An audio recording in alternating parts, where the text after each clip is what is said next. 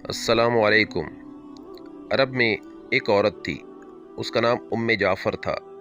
इंतहाई सखी थी, लोगों में ऐसे तकसीम करती थी कि दाएं को बाएं हाथ का पता न चले।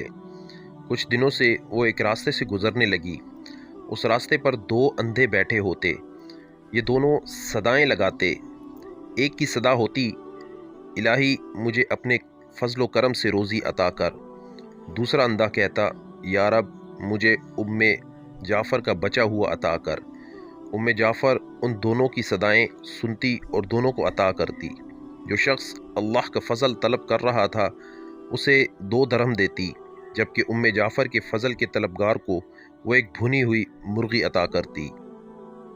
दिलचस्प बात यह है कि जिसे मुर्गी मिलती वो मुर्गी दूसरे अंधे को 2 दरहम में बेच देता।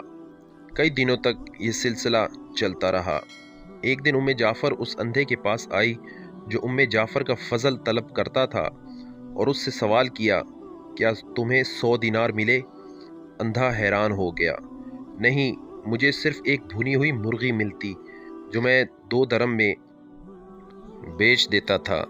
उम्मे जाफ़र ने कहा, जो अल्लाह का फ़ज़ल तलब कर रहा था मैं उसे 2 दरहम देती और तुम्हें भुनी हुई मुर्गी में 10 दीनार डाल कर देती रही। अंधे ने अपना सर पीटना शुरू कर दिया। वो चीखने और चिल्लाने लगा, हाय मेरी किस्मत, काश मैं ऐसा न करता, मैं मारा गया।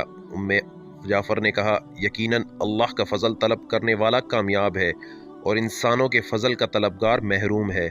लारेब, जो अल्लाह के फ़ज़ल के सिवा दीगर रास्ते तलाश करते हैं उन्हें दुनिया में घाटा मिलता है और आखिरत में रुसवाई नसीब होती है।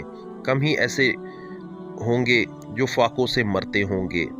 इसके बावजूद इस दुनिया में ऐसों की कमी नहीं जो दरहम और दीनार की खातिर अपना ईमान तक बेच देते हैं, जबकि मुसलमान का ईमान ही सबसे बड़ी दौलत और ताकत है।